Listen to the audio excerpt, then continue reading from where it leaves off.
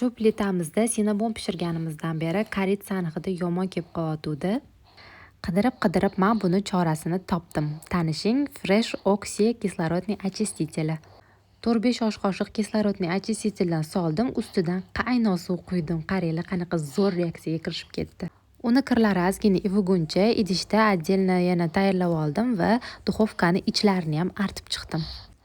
Bilmadim kimga qanaqa, lekin bizga koritsani hidi uncha yoqmagani uchun har yoqqanimizda yomon hidi gupillab chiqyotgandi.